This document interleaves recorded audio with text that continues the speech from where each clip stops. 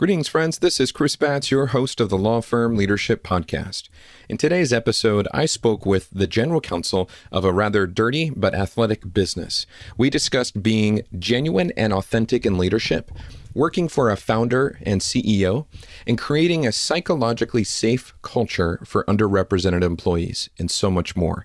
If you haven't already, please subscribe to this podcast and leave a review on iTunes. We interview corporate defense law firm leaders, partners, general counsel, and legal consultants. You are listening to episode 52 of the Law Firm Leadership Podcast. Broadcasting from Kansas City, this is the Law Firm Leadership Podcast. In each episode, you'll receive actionable ideas and hear personal leadership stories of both men and women serving as leaders and executives in the legal industry. Enjoy a front row seat as Chris Batts speaks with general counsel, legal consultants, and law firm leaders and law partners at the top corporate defense law firms from around the United States. Welcome to the Law Firm Leadership Podcast. I'm your host, Chris Batts with the Lion Group. Today, I have the pleasure of speaking with Deanna Sheridan, General Counsel, Vice President, and Secretary of Spartan Race in Boston. Deanna joined Spartan Race in 2016 and quickly transitioned to leading the legal team in 2017 as Spartan evolved from a sporting events startup to a global lifestyle brand.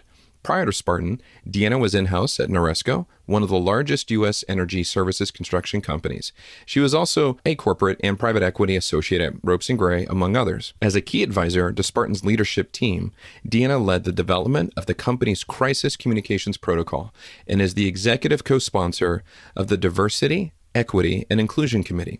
She's also a member of USA 500 Clubs, the Women's General Counsel Network, the Women's Bar Association of Massachusetts, and the Massachusetts LGBTQ Bar Association, and Women's in Sports Entertainment. She volunteers with Girls Rock Campaign Boston, a nonprofit that promotes community, self-expression, and self-confidence building among girls and youth of marginalized genders. Deanna received her law degree from Boston University School of Law and undergrad from Wellesley College. Welcome, Deanna, to the Law Firm Leadership Podcast. It's great to have you on the show. Thanks, Chris. I'm happy to be here. I'm looking forward to our conversation. I am as well. Deanna, I want to jump into something that I know is really on your heart. And so let's just begin this conversation with your initiatives around diversity, equity, and inclusion. Absolutely. So where to begin? I was really interested in creating some community for affinity groups when I first arrived at Spartan in 2016.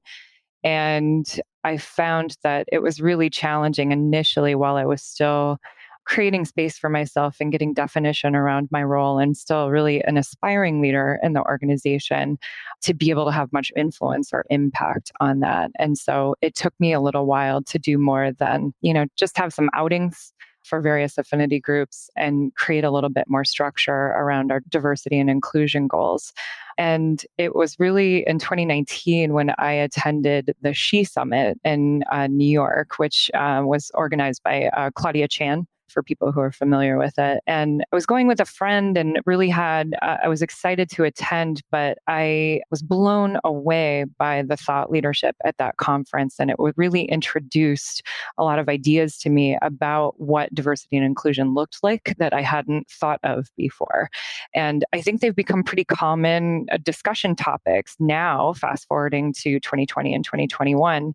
But at the time, a lot of the ideas around inclusion means allowing psychological safety for everyone to feel free to be who they are and be authentic within an organization. And that creates a better community, better thought processes for the organization, was something that was really foundational for me. And going back to Spartan and saying, okay, we really need to start focusing on what our goals are around this. And so I, with my colleague, Erin Sutton, who's our VP of People Operations, are co-sponsors of the Diversity, Equity, and Inclusion team at Spartan. And unfortunately, didn't get a whole lot of momentum initially, but it was really in 2020 when things just became a focus for so many companies after the George Floyd murder and the Black Lives Matter protests, it became apparent that every company had to decide for themselves what their goals were and what their mission was around diversity and inclusion. And that's when we were able to really refocus our efforts on creating those goals for the organization and having more of a conversation around that. Yeah, and I know you had mentioned to me, Deanna, that COVID had a dramatic effect, on Spartan, and you guys had to let people go, I believe, and Yes. then start asking the question, well, when we rehire people back for our needs, what does that look like? And that kind of propelled you forward, you and Aaron both, in regards to this initiative. Is that correct? Absolutely. Yeah. So I think it's really important to understand that part of the reason everything was so challenging for us to build those goals organically starting back in 2019 was that we were really in 1,000 mile per hour mode at the tail end of that year and really focusing on how to make 2020 the biggest year ever for Spartan events. And when COVID hit, just like so many other organizations across the country and across the world, we had to focus on survival mode for the company. And so it was really that sort of crisis containment as we were canceling events and trying to figure out what we were going to do in the short term, what we were going to do in the long term, focused on compliance and safety measures, as well as actual day-to-day operations and cash flow concerns. Of course, our revenue took a big hit because suddenly we weren't operating events anymore. And so it was really, that was the primary focus in Q1 and Q2 of 2020. And we had unfortunately been forced to furlough and lay off so many employees in late 2020 that it allowed us to take a look at the organization and say, this is a terrible place to be in, but it's also the opportunity for us to look at this and say, this is when we bake in our diversity goals. This is when we actually start from scratch and bake in our inclusion goals and focus on performance reviews and how those will be conducted differently and our hiring practices and how will we conduct those differently. And it's been challenging. I think it's challenging for any organization, no matter what stage or how big an organization is at. But when you're running lean like we are, it has to be top of mind as one other goal that we're baking into the revenue planning and the cash planning and, the other operational objectives. I know you had mentioned to me, Deanna, the reality of needing diversity. I know it kind of hit the idea of the pro team athletes. You had shared that story with me and even around coaches. And can you speak to that, just that challenge, being faced to a strong athletic organization and what that means on a diversity level? Yeah, I think some of the context for us is that the endurance community looks different depending on what the sport is in terms of both the customers and the pro athletes as well as the employees and each of the various organizations. And for Spartan, it's interesting looking at the differences between what the community might look like if you go to one of our events and you're seeing thousands of people across the United States appear in an event that are doing this for fun, doing this with their friends and family, versus what our coaches might look like, folks that we are actually hiring and training to really integrate the pillars of what Spartans fitness goals are with their clients and then with our pro team athletes. We really quickly realized as an organization in July and August of last year that it's not enough just to have some sort of tokenization on our website and throw a few photos of Black or brown athletes. It really has to be, let's start from the beginning. And similar to looking at our internal processes, like hiring, inclusion, performance reviews, those types of things. For everything that's very customer facing, we have to start from the beginning. And that's examining what the pro team looks like. How are we recruiting folks for the pro team? And doing the same thing at the coach level. And it allowed our teams to step back and say, okay, well, maybe we're not being as proactive as we could be to going out and reaching into communities that haven't heard of us before and recruiting in a way that we're educating folks on what we do, because not everybody has the funds or the capacity to go out and run an obstacle course race every weekend. And the reality is we're often looking at athletes from a lot of different athletic backgrounds and sports backgrounds to become part of the pro team. Somebody could be a former triathlete, they could be a former CrossFit pro, but there might be somebody who's into Nordic skiing or heavy weightlifting or, all kinds of other sports fields. And that allows us to kind of take a step back and saying, okay, well, we really want the best athletes, period. We believe that an obstacle course race athlete, OCR athlete, is incredibly well-rounded out of necessity. It's not just strength. It's not just agility. It's not just speed. And so why not go out and recruit folks from all different backgrounds, whether it's a different sports background, different ethnic background, a different religious background, et cetera. And so we were able to put that in play a little bit in October with the Spartan Games, which was an event that we vetted very thoroughly for COVID procedures. It was a closed set. We filmed the vast majority of it. It was on our CEO's farm in Pittsfield, Vermont. And we invited a number of pro athletes to come to the Spartan Games and face off against each other and really show what these just incredibly talented and fit athletes look like. So it was a great opportunity in the midst of COVID to focus on something that we really want to focus on anyway, but we wouldn't have had the time and resources to do in the midst of a regular race season. Deanna, you shared with me about a number of things that happened with Spartan in 2020 and COVID being an incredibly challenging, but you shared an exciting event about acquiring Tough Mudder. Would you share kind of the highs and lows and benefits of that? Yeah, absolutely. So one of Spartan's a fascinating company anyway, but one of the most interesting things that happened to us that wasn't COVID related recently was that we acquired Tough Mudder in early 2020. And for anyone who is familiar with either brand, they were fierce competitors for years, for over 10 years. And it was really interesting contemplating that transaction in sort of, late 2019 and headed into 2020. And when we made it a reality, it was really exciting to think about the possibilities of this new expanded brand and this new expanded staff. And then COVID hit. And so, as we discussed, there were so many challenges across the Spartan business that we had to navigate. And those impacted the Tough Mudder team probably even more than they impacted the Spartan team because their employees had been through a lot of ups and downs in the previous 2 years with their company's history. And integration initially looked really daunting, especially when COVID hit and everybody had to go into containment mode. But the interesting thing that happened, and I don't think anybody realized it was happening until we were in it in, April and May, was that the fact that neither company had a regular race season and were really kind of taking things in real time throughout 2020 allowed us to integrate a lot better as a company than we would have otherwise.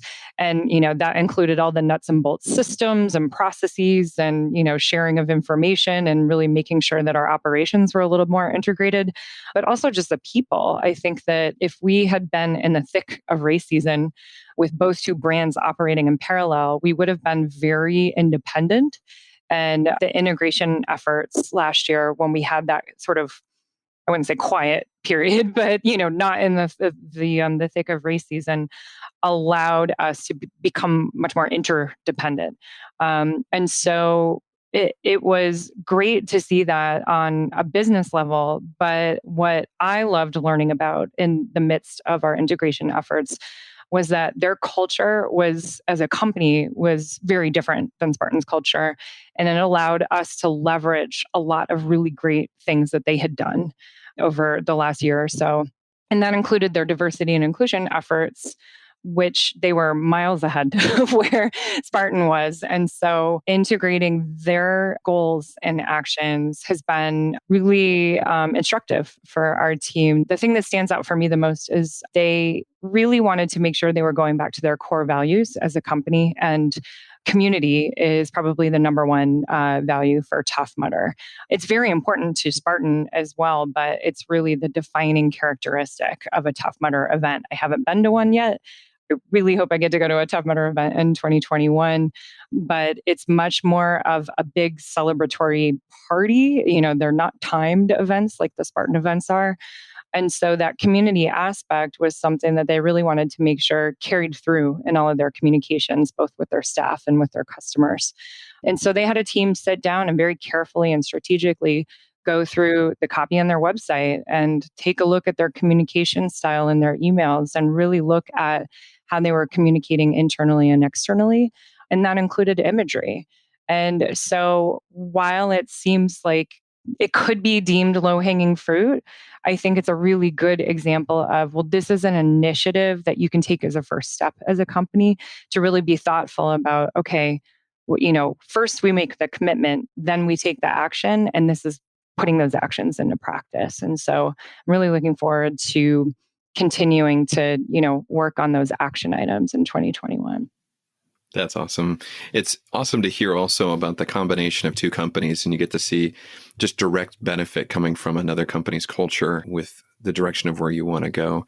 I can imagine acquiring Tough Mudder in the middle of COVID, but it sounds like you guys weathered it really well, and it was maybe an unintended benefit of COVID with integration.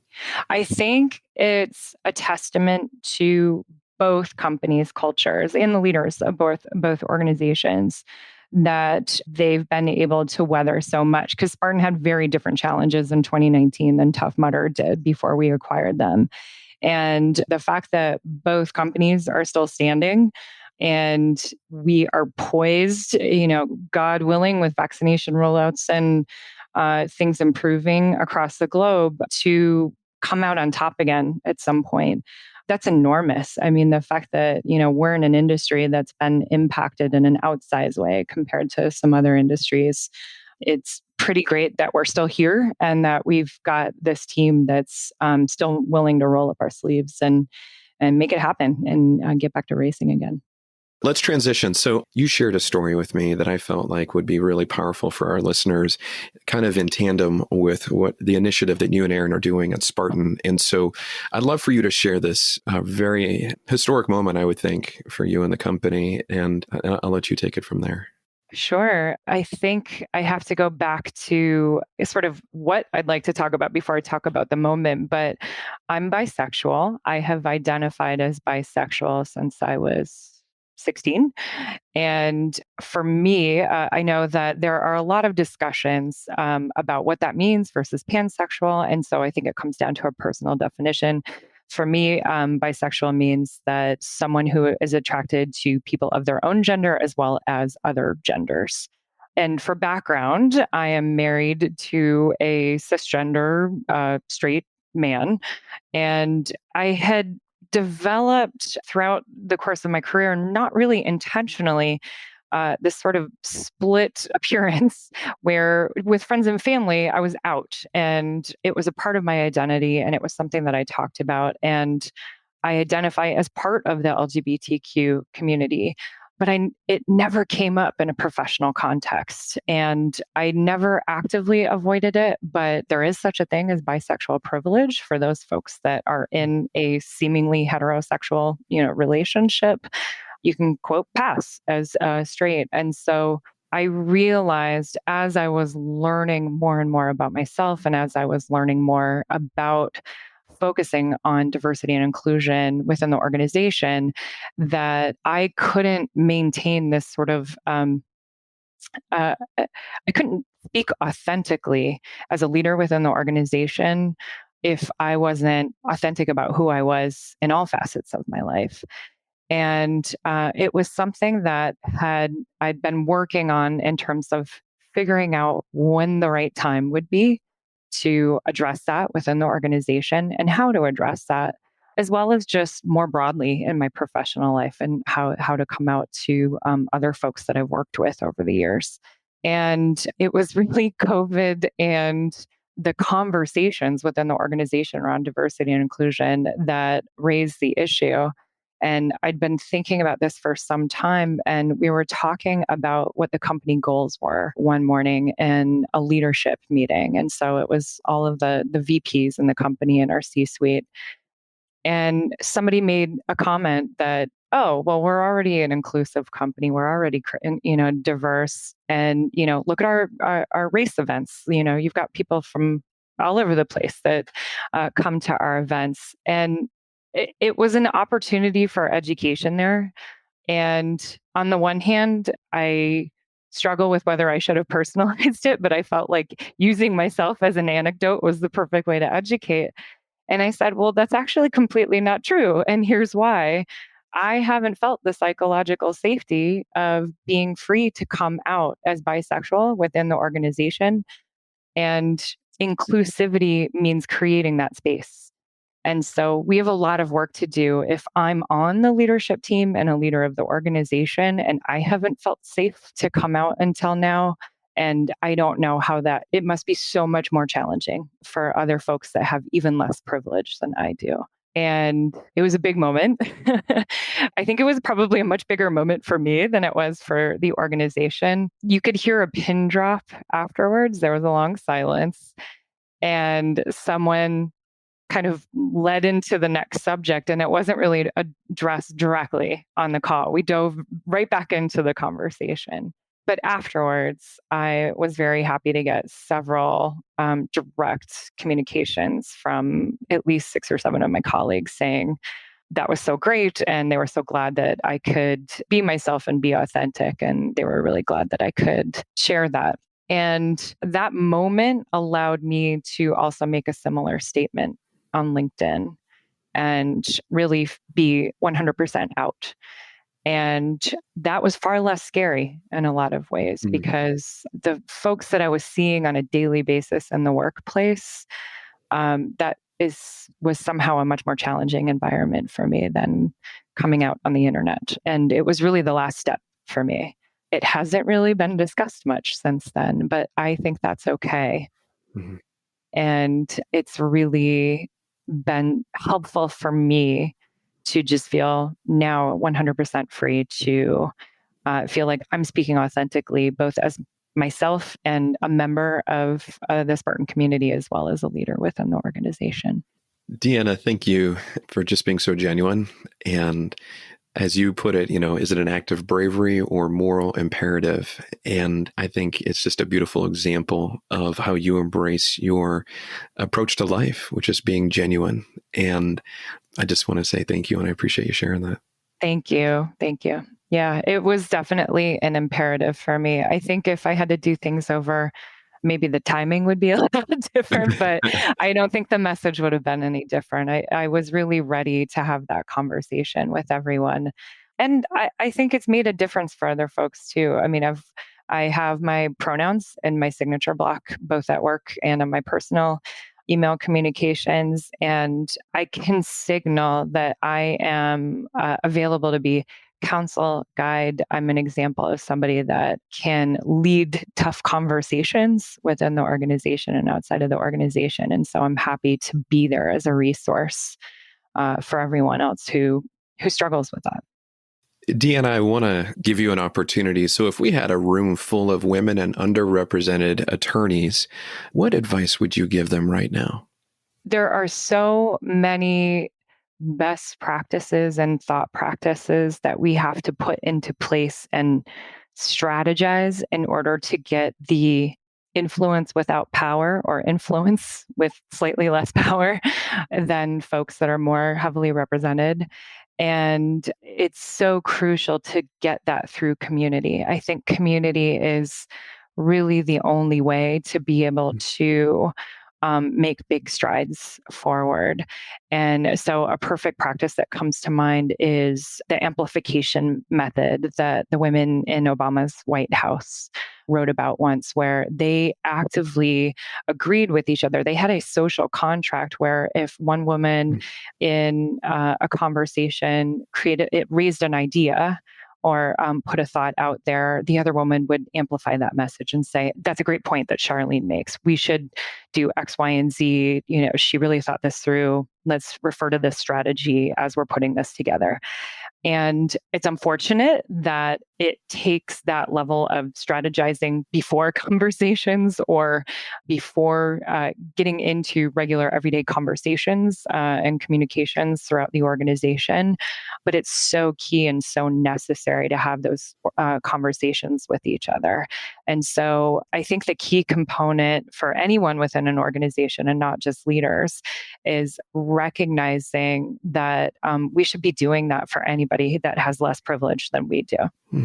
And not just saying, oh, we should be doing this for the other women in the organization. No, it doesn't stop there. It really extends to, physical abilities, and it could be just different thought diversity. There are times that within Spartan, for example, we get into conversations where there may be a very strategic sort of maverick approach to, okay, this is how we're going to solve this problem, and we're just going to dash this out the door and get it done. And maybe there are fewer people in the group that have a much more thoughtful, collaborative approach to problem solving. And none of them are bad, and none of them are unilaterally good. It takes diversity in order to really strengthen an organization, and recognizing that we need the folks that are underrepresented at the table.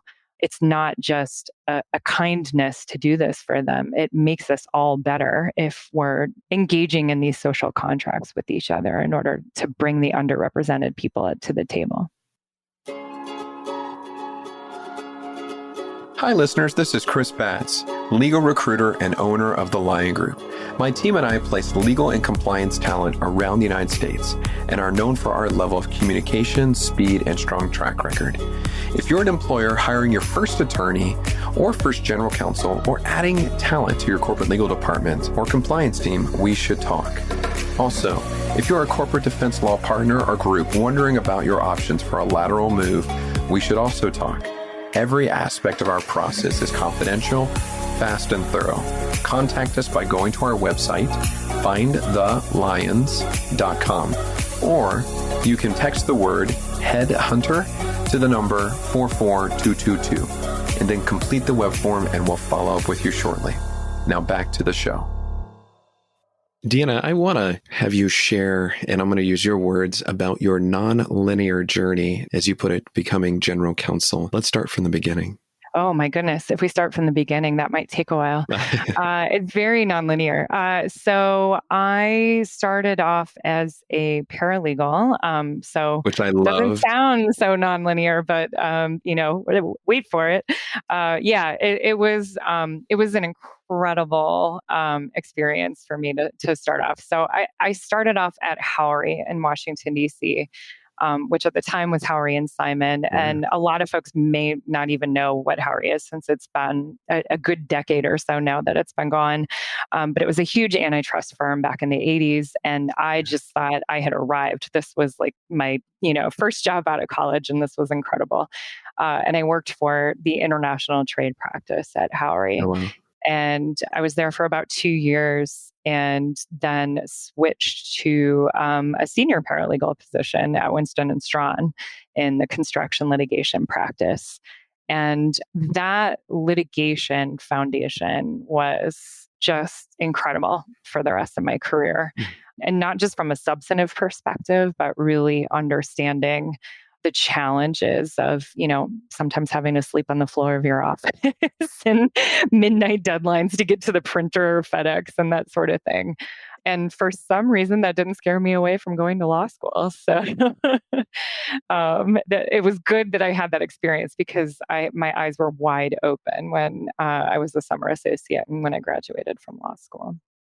Did you know you were going to go to law school after becoming a paralegal, before paralegal? No, in fact, being a paralegal was really a trial run for me. My father was a construction litigator, okay, and he had a very interesting sort of similar career path where he'd been in the Corps of Engineers in the U.S. Army for 20 years, oh, wow, and then went to Catholic University night school for law school, Yeah. and got his law degree in his 40s. And so I had this fantastic example of you can figure out your own path. It doesn't have to be this sort of rote process that had been done in the past. And so when I graduated, he was very gung ho for me to go to law school. I That's awesome. thought it sounded interesting, but I wasn't sure if it was his idea or if it was my idea. And so I thought, okay, well, I'll do this paralegal thing for a couple of years, make some money that, it'll look good on my resume for when I go to grad school, even Mhm. if it's not law school. Actually, in between going to Howry and Winston and Strawn, when I left Howry, I thought, I'm not really ready to go to law school. This isn't my path just yet. It seems maybe like it's okay, but I had a strong economics background in Mm. undergrad. And I thought, well, I'm going to go to the University of Heidelberg and get my degree in economics Mm. because it's free there. And I spoke German. That's awesome. And I arrived and I knew I had made a huge mistake as Oh, soon as wow. I got there. Oh, wow. And so for one semester, I learned economics and accounting and financial documents in German, and thought, I really miss being in a law firm setting. I miss the level of conversation, just the intellectual challenges. I miss the day-to-day frenetic deadlines and all that sort of thing. And so I quickly made my way back to the US, got the job at Winston and Strawn, and then started studying for the LSAT right away. It was one of the best mistakes I've ever made because it allowed me to quickly identify what my real goal was. I love it that you had to go to Germany for you to realize. That's awesome. Unfortunately, spent down a lot of what I had made in my Right. job at Howry, but it was great because I felt so much more grounded my Mm. first year of law school. And I could see that a lot of my friends and colleagues were struggling, especially those folks that had gone straight through from college to law school. It really helped me crystallize what my career goals were. You graduated from law school and you went to a couple different employers, but you ended up at Ropes at one Mhm. point. Give us a really quick jaunt from graduating to get to Ropes. Oh, well, ropes is part of that sort of nonlinear process at the beginning of my career. And a lot of it was just me being born at the wrong time or going to law school at the wrong time because of the economy and the changes Mhm. the impact of the economy on my career. So, I had been in a regulatory practice as a paralegal and then in a litigation practice as a paralegal. And I still couldn't really identify in law school which path I wanted to take. I suspected I wanted to do transactional law. But I was taking all the litigation classes in my second and third years just in case to kind of hedge my bets. And I kept doing really well in the litigation practices to my chagrin. And when I graduated, I thought, this is it. I really want to go work for a corporate transactional practice. And this was in 2003 and the dot-com bubble burst. And I remember waking up for an exam one morning in December of 2002 and listening to a radio interview with a bunch of lawyers in the Boston area talking about, oh, Helen Barlow just closed its doors and Testa Horowitz just closed its doors. What are all these poor law students going to do now that, the legal industry has been so impacted by this economic downturn? And I thought, oh my gosh, how am I going to get a corporate job in this environment? And so litigation to the rescue. I was at Hinckley Allen for about 2 years, handling one massive arbitration during that time. And that was a pivotal experience for me, but it really, again, it was very clear that I wanted to be in a transactional practice. So Mm. by the time I got to ropes, it was finally, it took me a few years. I've paid off a few, student loans in the meantime, but I'm really here. So I got to ropes and then the economy tanked in 2008. So I was laid off, as were so many other associates at that time, and was able, thankfully, to really quickly find an in-house position. So I started at Noresco in January of 2010. And that was probably the first time in my entire career where I felt like this is it. In-house is where I belong.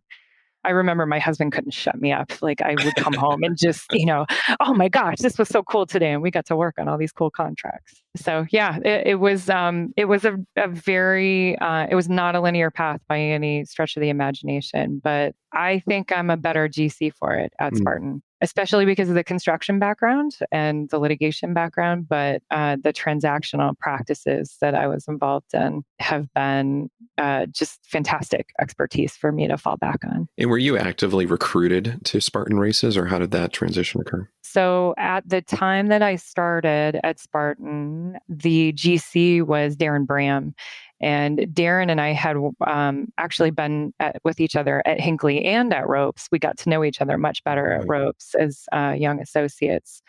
And he and I were on the same team at Ropes and worked on a lot of the same projects. And we had kept in touch over the years. And he'd been at Spartan for a few years. And I was so jealous. I just thought, oh, that just sounds like that is my dream job. I'm a runner. I was so fascinated by the race itself and the concept itself. And to marry my personal interests and my professional interests just sounded like that was it. And so Darren called me when I was coincidentally looking for my next opportunity in 2016 and said, I'm looking for an assistant general counsel. Are you interested in throwing your hat in the ring? And I said, yes, of course, immediately, and went through a whirlwind interview process, including a 5-minute, 4-minute interview at Joe Sena, probably the fastest interview I've ever done. And then la voila, I was brought aboard. So let's take a moment, if you wouldn't mind, Deanna. And how do you see yourself as a woman legal executive in today's environment, now that you're general counsel and have been for several years? In the industry in general or at Spartan? Let's just say the industry in general, and then we'll get into Spartan. It's hard for me to articulate how being a woman in general impacts it, because I've always been a woman. I've always identified as a woman. And so I don't know, others' experiences. But my journey has allowed me to really identify how to create my own education for myself as a leader. And so my interests in diversity and inclusion specifically really highlighted what is important for me to become the leader that I've always wanted to become. And so, going to the She Summit and really absorbing all of this information on what it means to use my influence in a particular organization, whether it's me as a volunteer in a nonprofit organization or, within my role at Spartan or any other community, what can I do in order to provide better counsel, be there as a resource, et cetera. And as part of that process, I don't know if I would have arrived at the same conclusions if I wasn't a woman, but, because of my identity and my past experiences, that has been huge. It's also informed the relationships that I've formed that have been very influential. And so the biggest impact, I think, on my career at Spartan was hiring a coach. And so when I was up for the GC position, it was a pretty long, drawn out process in the interviewing cycle. And there were some questions that were openly discussed around, do I have executive presence? Do I have the leadership skills necessary to really step up into this role? And I thought I did, but I didn't know how to work on them or articulate them and really dive in. And so I hired a coach, and it was one of the best professional decisions I've ever made. And so I hired Stuart Hirsch of Strategic Relationships. I know Stuart. You know Stuart well. Yeah. And, he's not only my coach, but now he's become a very dear friend and collaborator. And it was really working with Stuart and identifying my communication challenges, my strengths, what it is I bring to the table that has allowed me to really step into my role as a leader. And I don't think I would have been able to identify all of those with the speed that I was able to really work on all those areas if I hadn't had Stuart in my corner.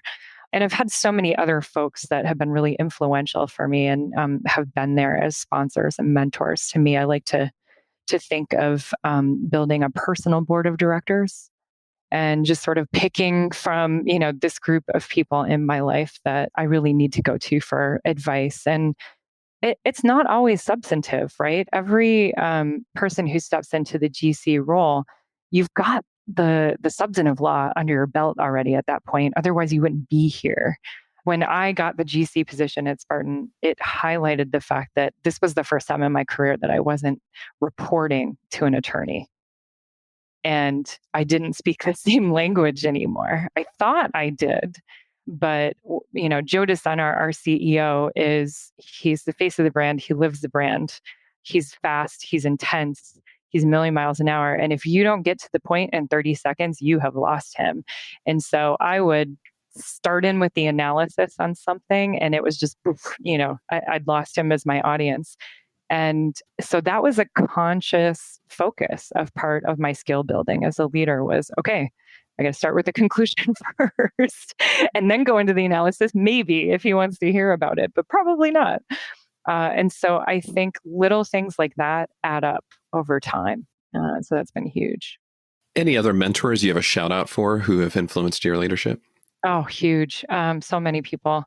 Teresa McKinnon, the former general counsel of Noresco, who went to Carrier Corporation, the parent corporation at the time, and is now at Otis Elevators, was instrumental. She was a huge influence on me. And then Hugh Merriweather, the former CFO of Spartan Race, and I still stay in touch. And he was really helpful for me in that transition period between assistant general counsel and general counsel at Spartan. Deanna, how do you define leadership? I think leadership means someone who can demonstrate through example how to not just live the mission for an organization, but be true to themselves at the same time.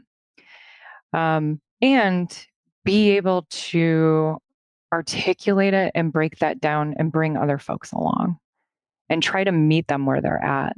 It's taken me, this whole journey at Spartan for the last 4.5 years has allowed me to see more and more clearly how to do that on a daily basis.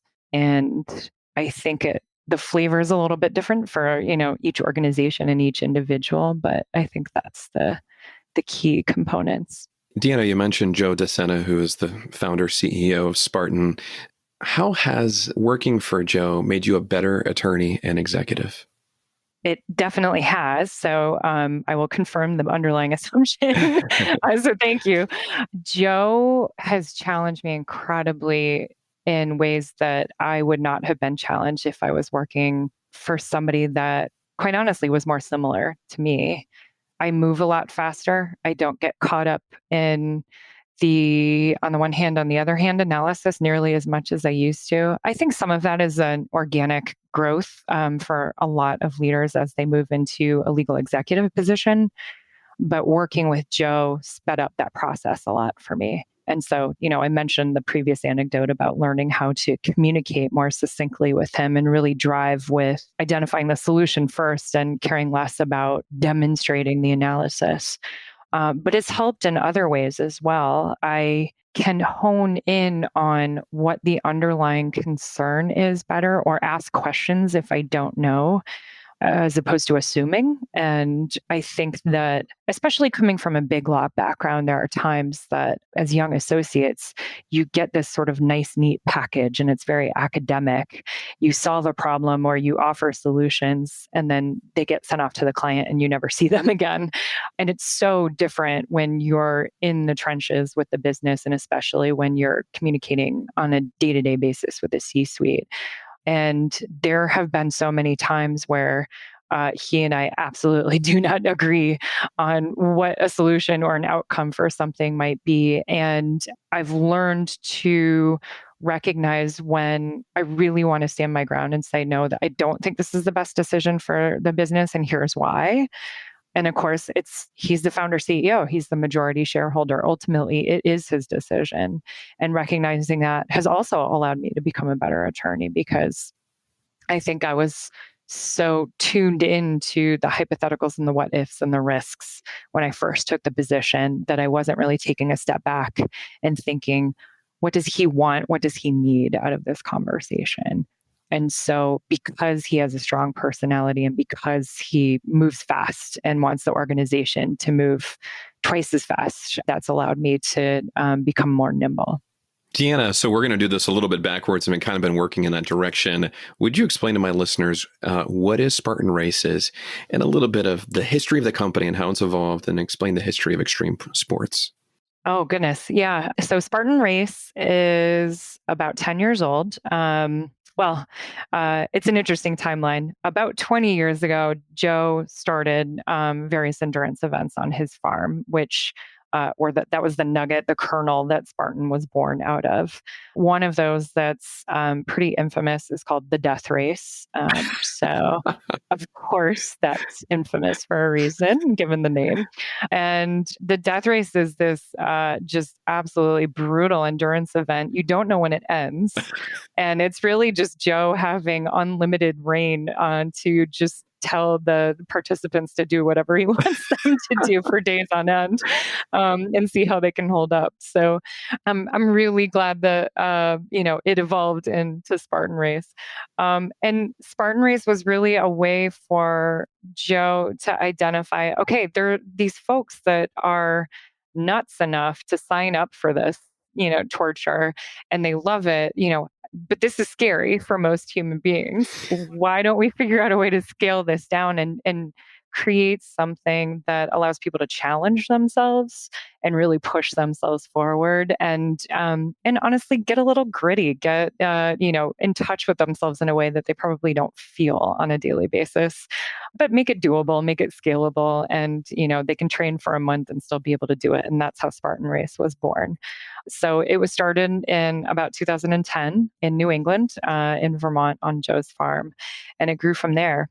No, I was going to say, it's an extraordinary story. I mean, you guys are a lot more than just a race now, correct? Yeah, we're so much. So it was really focused on the obstacle course race events through, I'd say, about 2016 when I arrived. And we were really just starting to build out other products and services at that time.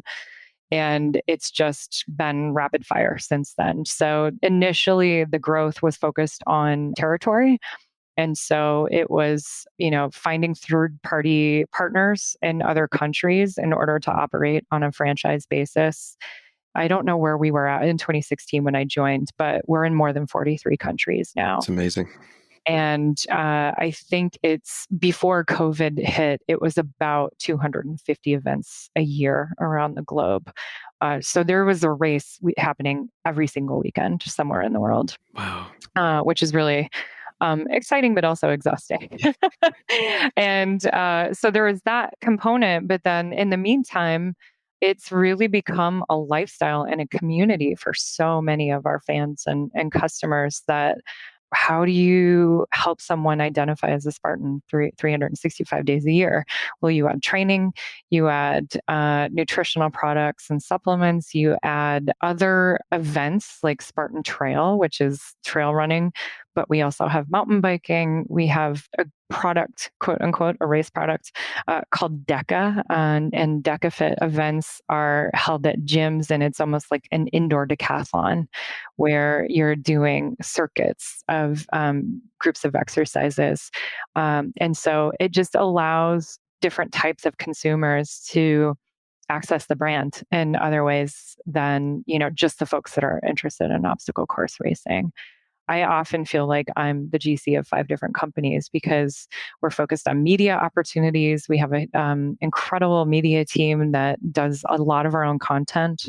We have nutritional products, training services. We're launching a membership program soon, all kinds of stuff. So it's, the key interesting factor, I think, of being a GC, period, regardless of where it is just the variety of work. And it's an embarrassment of riches at Spartan. There's a lot of variety. Deanna, thank you for sharing. It's just such an extraordinary growth story. Let's pivot. I wanted to ask you about side hobbies or personal passions. And I know you had a couple you were going to share today. I think community is probably the strongest pillar of that combines all of my interests. It's what attracted me to Spartan because of the sense of community among the customers at the events as well as online, and it's definitely why my other interests lie where they do. And Girls Rock Campaign Boston is a nonprofit organization in the Boston area that I've been involved in with for 10 years now, actually. And it's an incredible organization. The focus is on community building and self esteem building for girls and youth of marginalized genders. And the leaders of the organization do it through teaching rock music. And so the kids show up on day one. They don't necessarily need to know anything about music or about the instrument that they're about to learn. And they get instrument instruction and a band coach. They form a band with other kids. And then they practice the song. They write their own song. And then by the end of the week, they perform it for their family and friends. And the transformational process is the magic for that organization. Just watching so many kids go from shy and a little unsure of themselves to really just rocking out on stage only 1 week later is really incredible. It's absolutely wonderful. I can't imagine the stories that come out of that. That's so Yeah, fun. it's really cool. And then there's, adults get involved too. There's tons of volunteers that are repeat volunteers that just come back over and over again every year. And then there's an adult workshop as well. So there's a ladies rock camp that helps fund the girls camp sessions, and which is great because the organization's able to give sponsorships and scholarships to kids that otherwise wouldn't be able to go. Yeah. And then, for us adults that get involved, we can fulfill those childhood dreams of performing on stage with a rock band if we've never had that opportunity before. So fun. So fun. Tell us about Once. Once is a for-profit organization that is also very community focused. Once is here in the Boston area. And it was founded by a dear friend of mine, JJ Gonson. And it started off as really just a food and music venue about 10 years ago. She'd been doing a lot of pop-up events. The original acronym for Once was One Night Culinary Event, and then it sort of evolved from there. And it very quickly became a mainstay in the music scene in Boston, specifically because of its sense of community. It's a very safe and inclusive space. And we have a small but very strong music community in Boston. And unfortunately, a lot of the independent music venues have closed over the last 10 years, and Once became more and more important in the music scene here. And so I've been assisting JJ throughout the COVID pandemic. Unfortunately, Once had to close its doors on the physical space last year in November. But we have big plans. So I'm excited to help, the Once community figure out how to really amplify the sense of community and get independent musicians performing again, both through the virtual venue that they have online right now, and then figuring out where the new physical home is going to be once we can reopen again. Love it. Deanna, so every podcast I ask folks about what they're reading. Do you have any recommended books or want to share about what you're reading right now? Yeah, absolutely. So one of the books I tend to read a lot of books at once because, on Monday night, I may not want to read the same book I read on Sunday night. The Ask for More by Alex Carter, who's the director of the mediation clinic at Columbia Law School, is so fun. I'm halfway through it right now. It's I met her at the She Summit in 2019, and she was a really dynamic speaker. It's easy to see why her book is so engaging because her personality is so engaging, and she really gets to the heart of what you need to bring to the table to have a really meaningful and productive negotiation. And what could be a very dry academic topic is just really fun and engaging and thoughtful and a fun read, which seems a little surprising. So I love this, that I'm, about halfway through it, and I'll be sad when it's over. I'll probably reread it. I haven't started it yet, but I just picked up The Splendid and the Vile by Eric Lawson. And for folks who know Eric Lawson, he does a lot of these historical lookbacks where he takes two different stories in history and sort of does this parallel path of describing certain events. And this is all about Winston Churchill. So I can't wait to get into that one. I'll probably start it this weekend. That's definitely on my list too. I've been wanting to read it. Yeah. Last question. And Deanna, what makes your heart come alive? What makes my heart come alive? Wow, that's a great question. Little kids dancing. I think that's part of the reason I love Girls Rock campaign so much is watching kids channel creativity it's just pure joy. I mean, there's no, there all this kind of stuff emotional baggage that adults pick up along the way in our lives. It's not there. And so kids dancing or singing or making music or enjoying music I think is just one of the best things about being a human being. And that's probably one of the most fun things I enjoy with my son. He's 5, and we have a lot of family dance parties in the living room, especially right now during COVID. That's so fun. I love it. Deanna, it's been an honor and a pleasure. Thank you for your time today. Thank you. This has been really fun. Thanks so much for having me. Thank you, everyone who listened to this episode of the Law Firm Leadership Podcast. If you haven't already, please take a moment and subscribe. Also, we would love your feedback. You can leave feedback in 3 easy ways. You can go to the blog post on our website. You can click Give Feedback link in the show notes on your device. And then thirdly, you can text the phrase LFL podcast to the number 44222. That's LFL PODCAST. And thank you. Thank you for listening to the Law Firm Leadership Podcast. This podcast is for education purposes only. This content cannot be used for commercial use without written permission from the Lion Group. If you like this podcast, leave a review on iTunes.